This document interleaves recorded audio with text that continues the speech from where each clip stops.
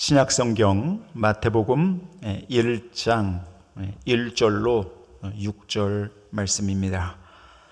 찾으셨으면 한 번 더 자리에서 모두 일어나셔서 우리 하나님을 경외하는 마음으로 한 목소리로 읽겠습니다. 시작. 아브라함과 다윗의 자손 예수 그리스도의 계보라.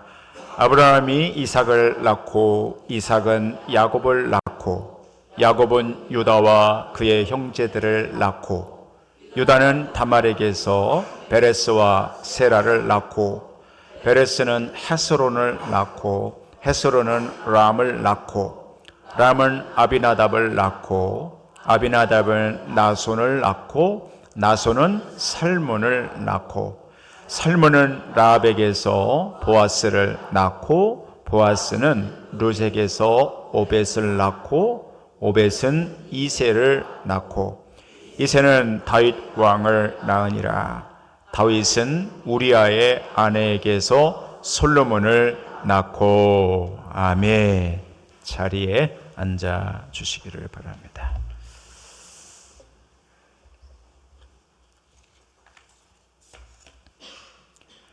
살아계신 하나님, 깨어진 그릇을 이어 붙이며 훨씬 더 아름다워지는 긴수기 그릇처럼 오늘 여기 준비된 이 말씀으로 인해 깨지고 상한 마음이 이어 붙여지며 소성되고 회복되는 아름다운 역사가 있게 하여 주시옵소서. 예수 그리스도의 이름으로 기도하옵나이다. 아멘. 마태복음에는 예수님의 탄생 이야기를 기록하기 전에 예수님의 족보를 먼저 소개하고 있어요. 왜 그랬을까? 다 이유가 있겠지요. 대강절을 우리가 금년 맞으면서 이 족보에 관련된 부분을 오늘과 다음 주 2주에 걸쳐서 여러분과 함께 좀 살펴보려고 합니다. 우선 마태복음의 저자 마태가 마태복음을 하나님의 영감을 받아 기록하면서 장황하게 족보를 기록한 이유가 어디 있을까? 우선 이 족보가 그것도 신약 성경의 서두에 기록이 된 것은 예수님의 탄생 이야기가 허구가 아니고요. 자, 이제 여러분의 설교 요약에 한번 써 보십시오. 역사적인 사실이다라는 것을 알려주는 것이죠. 사실이에요. 역사적 사실이라는 거예요. 예수님의 탄생은 허구가 아니라 뭐라고요? 역사적인 사실은 실제 있었던 일이라는 거예요. 예수님의 탄생은 그저 옛날 이야기가 아니라는 거지요. 이솝 우화가 아니고요. 공상소설도 아니고요. 호랑이 담배 피던 시절의 이야기가 아니라는 거예요. 실제로 유다 땅 역사 속에 일어났던 사건이었다는 거예요. 그거를 알려주기 위해서 마태가 족보를 상세히 철저하게 잘 살펴서 빠짐없이 잘 기록하고 있어요. 그 이유가 예수님이 이 땅에 오신 것이 어느 날 그냥 문득 이렇게 온 게 아니고 역사적인 사실이었다라는 것이죠. 오늘 이 말씀을 들으시고 4주 동안 대강전 기갈로 이렇게 나가실 때에 이 땅에 구원자로 오신 예수 그리스도가 실제 사실로 믿어지는 역사가 여러분에게 있기를 주님의 이름으로 축원합니다. 두 번째는 이 족보는 예수님의 이력서라는 것이죠. 써보십시오. 예수님의 이력서입니다. 집안 내력을 소개하고 있고요. 독자들로 하여금 예수님은 뿌리가 있는 집안에서 태어나셨구나 하는 그 이력을 알려주는 거지요. 예수님이 어떻게 오셨는가 말이죠. 역사적인 사실이라면 어떻게 오셨는가? 그 이력을 상세하게 보고를 해주고 알려주고 있습니다. 세 번째, 이 족보에는 5명의 여인들이 등장합니다. 자, 오늘 이제 여러분이 한번 이 설교 노트에 한번 써보세요. 외우면서 한번 써보십시오. 써보세요. 다말. 첫 번째는 다말입니다. 다말. 두 번째는 라합입니다. 외우면서 써보십시오. 다말, 라합. 세 번째는 룻입니다. 룻기 할 때 룻. 네 번째는 우리아의 아내 이렇게 돼 있어요. 우리아의 아내. 다말, 라합, 룻, 우리아의 아내, 그리고 마지막 마리아입니다. 자, 쓰면서 한번 따라서 보십시오. 다말, 라합, 룻, 우리아의 아내, 마리아. 그게 5명의 여인이 족보에 등장하는데 오늘 여러분이 외우셨습니다. 특이한 점이 있습니다. 옛날 고대에는 남성 가부장제였습니다. 모든 것이 남자 중심으로 돌아갔어요. 그래서 족보도 어떤 족보든지 여성이 족보에 오르지 못했습니다. 그래서 우리나라 조선시대의 족보에도 여성들의 이름이 거의 없습니다. 거의. 예외는 있더라고요. 예외는 이렇게 딸의 이름이 올라간 것이 있었는데 거의입니다. 거의 모든 족보가 여성들의 이름이 보이지 않아요. 남성 중심의 사회였기 때문에 그렇죠. 훨씬 더 그 전 고대에는 마찬가지예요. 남성 가부장적 제도 중심이라 어느 족보에도 여성들의 이름이 없어요. 그런데 마태복음에 여성이 5명의 여성의 이름이 들어갔다는 것은 대단히 특이한 거다 말이죠. 오늘의 시각이 아니라 그 전에 사회 배경에 비춰보면 굉장히 특이한 자료다라는 거예요. 성서학자들은 이 5명의 여인이 왜 여기에 들어가 있을까? 그리고 마태는 그 당시 여성을 족보에 기록하지 않는 관습에 비해서 왜 5명의 여인의 이름을 여기에 넣었을까? 굉장히 궁금해하는 것이죠. 오늘 여러분들과 함께 대강절을 이렇게 시작하면서 이 마태복음 1장 첫 번째 시작되는 이 족보 속에 들어있는 오늘 여러분과 저를 향한 메시지를 거기 숨겨놓으셨는데 그거를 2주간에 걸쳐서 한번 살펴보려는 것이죠. 자, 조금 더 여러분과 제가 이 5명의 여인들 속으로 조금 집중해 들어가 보도록 하겠습니다. 공통점이 있습니다. 써보십시오. 예수님의 어머니들이다라는 것이죠. 이들의 피와 혈통을 타고 예수님이 태어나셨기에 많은 성서학자들은 이 5명의 여인들을 예수님의 어머니들로 지칭하고 있습니다. 두 번째는 아웃사이더라고 써보십시오. 좀 어려운 말이죠. 아웃사이더들이다. 요즘 우리말로 우리가 지금 쓰는 말로 말하면 흑수저들이다 그런 말이죠. 무명의 사람들이었고요, 평범한 사람들이었고요, MVP나 어떤 중요한 사람들이 아니고 그저 그냥 평범한 이름도 없이 빛도 없이 살아가는 그런 사람들이었다는 것이에요. 아웃사이더들이죠. 세 번째는 대부분 이방인들이었다라는 것이죠. 이방인들. 이 5명의 여인들은 예수님의 어머니들이었고 아웃사이더, 그 다음에 이방인들이었죠. 다말과 라합은 가나안 사람들이었습니다. 룻은 여러분이 아시는 것처럼 모압 여자였습니다. 성경의 특징 가운데 하나는 이방인들을 부정한 사람으로 취급했다는 것이죠. 이방인들을 부정한 사람으로 취급해서 성막에 들어올 수 없었어요. 성막에 들어오는 것을 금했어요.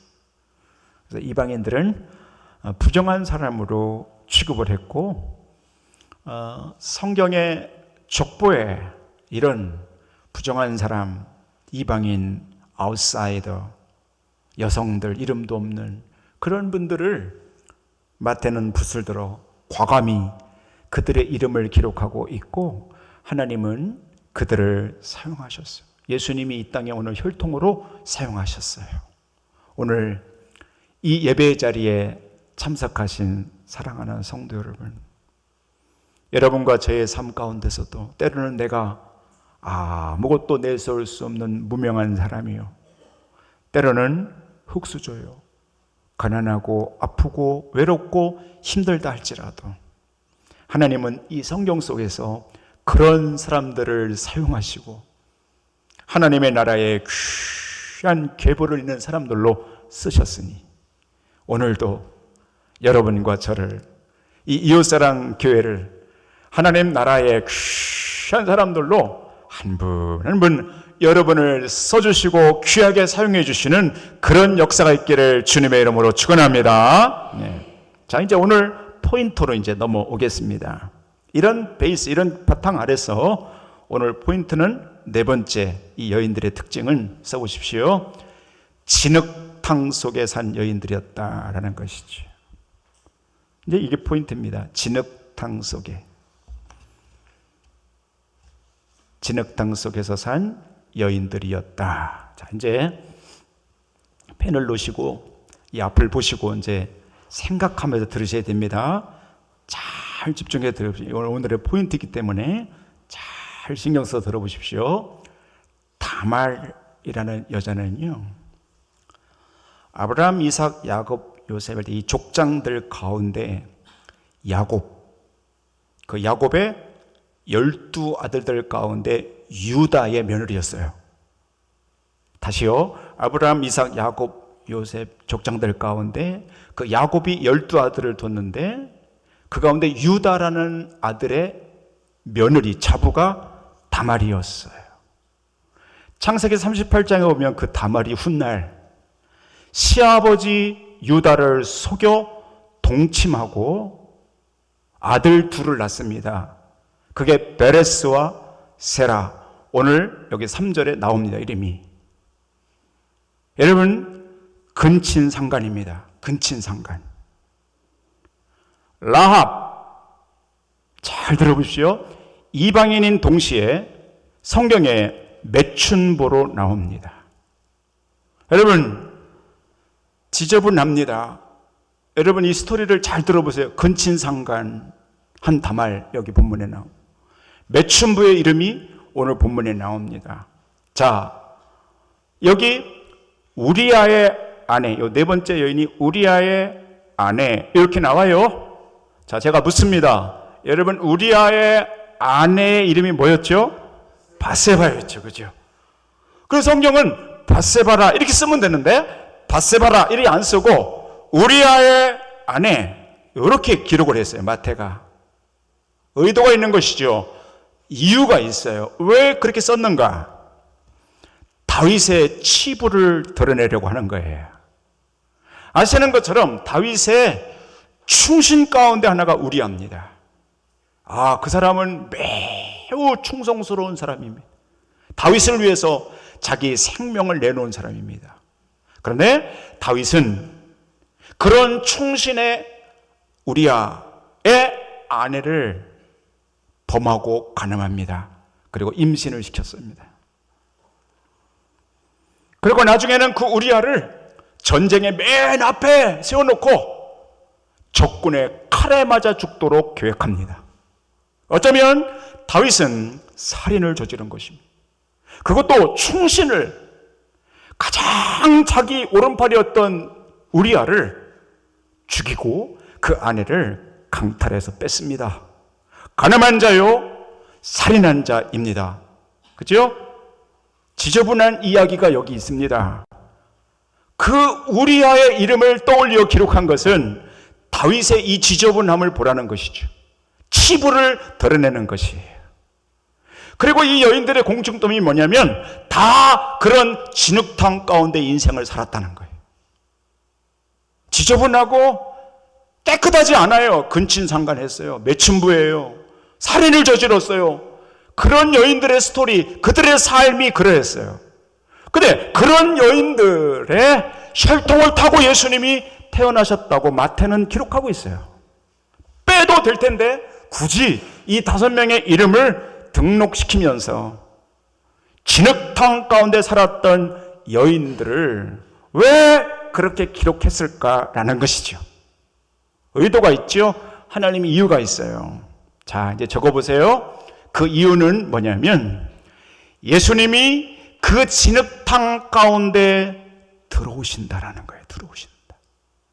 들어오셔서 어떻게 하는가? 자, 써보십시오. 이들 모두는 예수님으로 인해 정화된다는 것이. 요게 포인트예요. 5명의 여인들을 왜 그렇게 등장을 시키는가? 이 땅에 오신 예수님은 깨끗한 곳에만 가시는 분이 아니요. 중요한 사람들에게만 가는 것이 아니요. 진흙탕 가운데 살고 있는 사람들 가운데 예수님이 들어오셔서 그들과 교제하시고 그들의 흙탕물을 다 씻어주시고 맑게 하시고 정화시키시는 분이라는 거예요. 아멘. 그게 이 족보 속에 있는 메시지예요. 왜 마태가 붓을 들어서 이 여인들을 등장시키는가? 예수님이 어떤 분이냐라는 걸 잘 보라는 거예요. 예수님은 지금도 그분을 구주로 영접하고 그분의 이름을 신뢰하고 믿고 나가는 하나님의 사람들의 흙탕물 가운데도 여전히 예수님은 들어오셔서 그분들의 삶을 정화시킨다는 거예요. 그 오늘 축복해요. 오늘 예배하는 여러분, 예수님이 여러분 가운데, 대강절 가운데 예수님이 우리 가운데 오셔서 흙탕물이 일고 있는 우리의 심령 가운데 예수님이 오셔서 여러분 안에 있는 그 모든 흙탕물들을 가라앉히시고 깨끗하게 해주시고 정화시켜 주시고 그런 은혜가 있기를 바랍니다. 지난주에 어떤 집사님이 주일날 오후에 베란다에서 넘어지셨어요. 머리 안 다친 게 저는 정말 대한 감사했어요. 그리고 그 집사님이 뒤로 넘어지면서 다리가 부러지는, 이 발목이 부러지셨는데 뼈가 조각이 나셨어요. 병원에 갔는데 쇠를 다 받쳐가지고 기부스를 하셨어요. 제가 아는 어떤 사모님은 담낭암 4기입니다. 근데 그건 약이 없답니다. 다른 건 다 개발이 돼서 표적 치료제니 이러저러한 것들이 다 나오지만 담낭암 4기는 약이 없다. 갈 때까지 가서 이제 더 이상 의사가 없대. 답이 없다.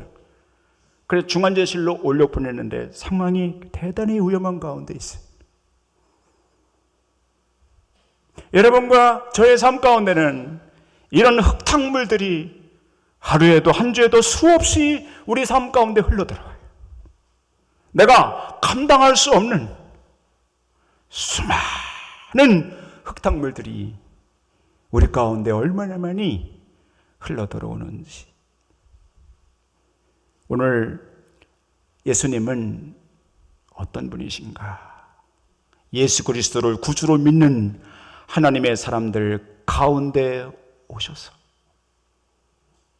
이러저러한 뽀얀 흙탕물들을 가라앉히시고 맑게 하시고 깨끗하게 하시고 희망을 주시고 눈을 뜨게 하여 주시고 소망을 갖게 해주시고 기쁨으로 이 세상을 바라보게 하시는 그런 우리의 구주시니 이 여인들에게 뿐만이 아니고 오늘도 깊은 흙탕물 가운데 빠져 계신 우리 성도님들 가운데 그 주님이 그 가운데 오시기를 축복합니다.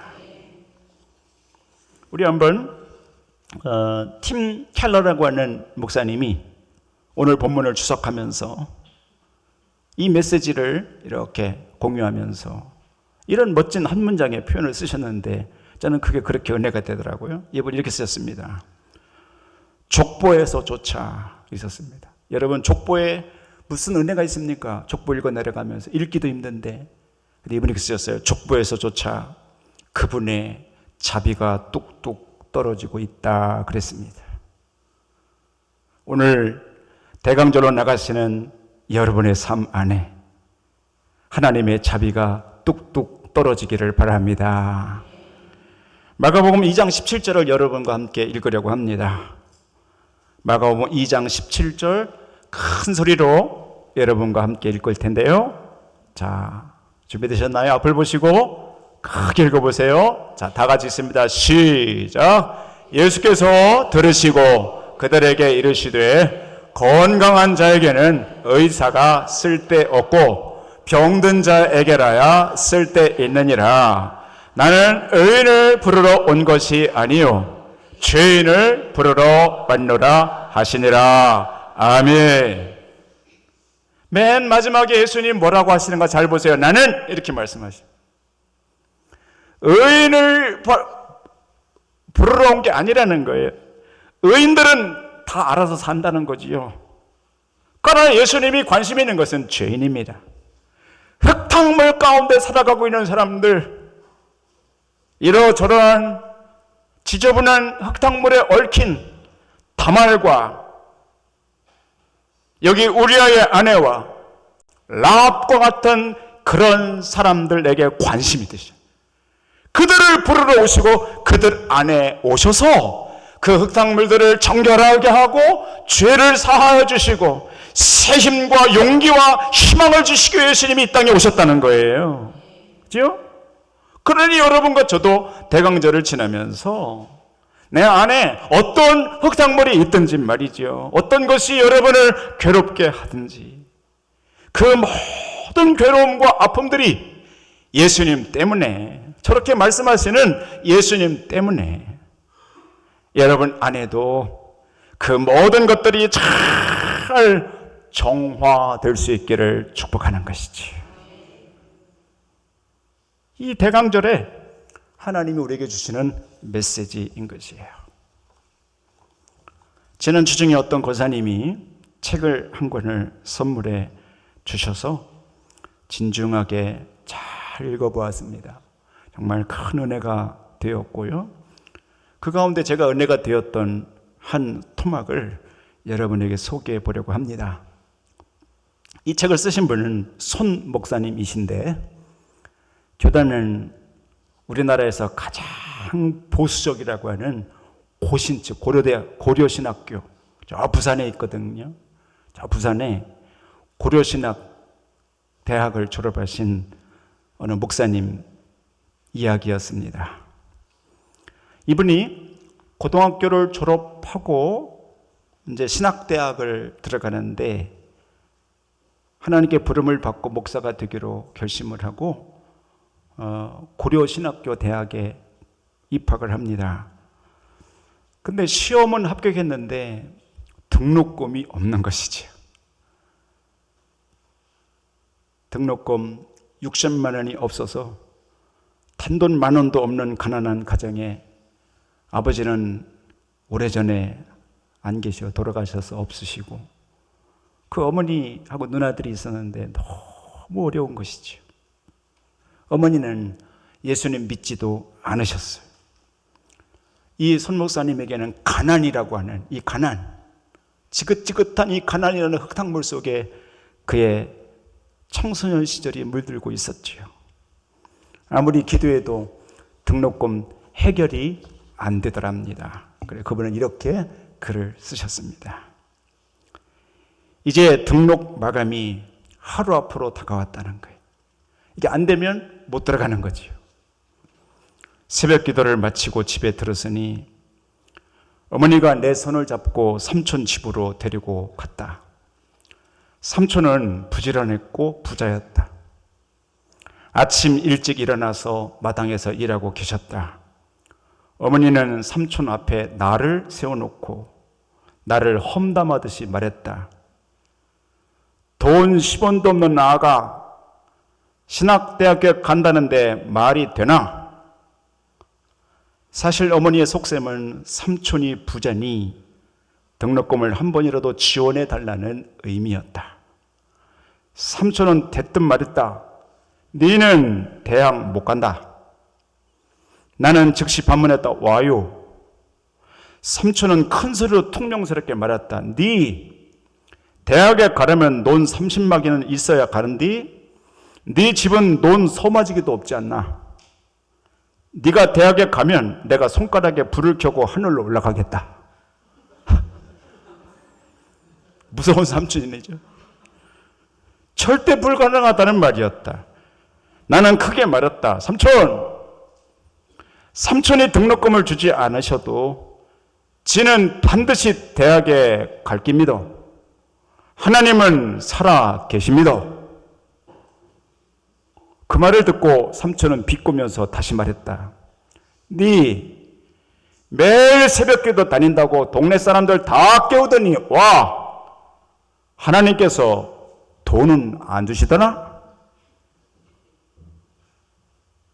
이 말을 듣는데 너무 마음이 아프고 외롭고 힘들다는 것이지.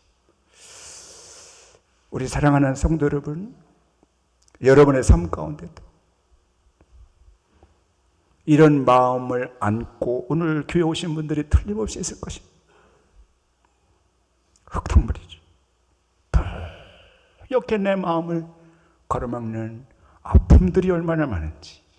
이 양반도 고3 때 그런 것이지. 니는 삼촌 말하는 거 안 들어봤나? 네 삼촌도 그러는데 누가 너를 도와주겠나? 엄마가 말하는 것이죠. 나는 엄마, 하나님은 수천 가지의 방법이 있고 살아계시기 때문에 다 준비해 두셨을 거니까 걱정하지 마라. 어머니는 아침밥을 가지고 와서는 울면서 말했다. 못난 부모 만나 등록금 한 번 못 주고 이게 무슨 부모라고. 그러면서 어머니가 우시더라는 거예요. 나는 어머니께 하나님은 살아계시니 너무 걱정하지 마시라고 말씀드리고 밖으로 나왔다. 갈 곳이 없었다. 교회를 가면 전도사님이 걱정할 것이고 집에 있자니 어머니가 걱정만 하고 계시니 어찌할 바를 몰라 나는 버스를 타고 김해로 나와 시내버스를 타고 부산 주례로 갔다. 주례 삼거리 위에 불연사라는 절이 있는데 지난번 친구 철수와 함께 간 적이 있었다. 사찰 마당에 있는 우물에서 물을 퍼서 마시는데 스님이 오셔서 나를 부르시더니 네 동자 안 할래? 라고 말씀하셨다. 친구 서철수는 스님, 야는 신학대학교 가서 목사가 될 낀데 동자는 무슨 동자요? 라고 했더니 그 스님이 너희들 교회 다니는구나 라고 한 적이 있었다. 나는 버스를 타고 그 불연사 절로 갔다. 절에 올라갔더니 마침 스님이 계셨다. 나를 보고는 어떤 일로 왔느냐고 물었다. 나는 바람을 쐬러 왔다고 말했다. 그러자 스님이 물으셨다. 네 지난번에 대학 간다더니 시험은 합격했나? 대학은 어디지? 라고 물으셔서 나는 고신대학교 신학과에 합격했습니다. 라고 말씀드렸다. 그러자 스님은 요즘 등록금 비싸지? 나는 60만 원입니다. 라고 말씀드렸다. 이때 스님은 알았다. 놀다가 가거라 하시면서 방으로 들어가셨다. 나는 사찰 뒤 계곡에 가서 두어 시간을 기도하고 찬송했다. 집으로 가려고 사찰 옆길로 지나가는데 사찰에서 일하시는 아주머니가 나를 불러 세웠다. 이 아주머니는 아랫마을에 사시는데 낮에는 사찰에 올라와 여러 가지 일을 해주고 계셨다. 학생, 스님이 어르신인데 인사는 하고 가야지. 나는 그냥 가렵니다. 아주머니는 내 팔을 붙잡고 자꾸만 스님께 인사를 드리고 가라고 했다. 나는 문 앞까지 강제로 끌려갔는데 스님이 문을 여시면서 돌아오라고 했다. 나는 발에 냄새도 많이 나고 못 들어갑니다 라고 했는데도 계속 들어오라고 해서 운동화를 벗지 않고 신발을 신은 채로 발은 방문 밖에 두고 무릎만 방에 꿇었다. 그랬더니 스님이 네 돈 없어 대학 못 가지? 라고 말씀하셨다. 나는 기분이 나빴다. 아니 이 스님까지 나를 무시하나? 라고 속으로 생각하고 있는데 스님이 봉투 하나를 주시면서 가져가라고 했다. 이게 뭡니까? 아까 네 등록금 60만 원이라고 하지 않았나? 이거 등록금 60만 원이니까 가져가서 등록해라. 나는 한사코 거절했지만 스님은 그냥 주는 거니까 갚을 필요가 없다고 하시면서 계속 권면을 하셔. 나는 그 돈을 가지고 고신대학교에 가서 마지막 날 등록을 마쳤다 그랬습니다. 밤늦게 마지막 시골 가는 차를 타고 집에 갔더니 어머니는 내 인기척을 듣고는 신발도 신지 않고 마당까지 내려오셨다. 네 어디 갔더나? 나는 오늘 있었던 일을 어머니께 상세히 말씀드렸다. 어머니는 믿을 수 없사는 듯이 계시다가 자초지종을 듣고는 무척산에 있는 모남 절을 보고는 합장을 하며 나무 관세음보살 하면서 절을 하셨다. 어머니, 부처님이 아이고 하나님이 살아계셔서 등록금 주신 김이요.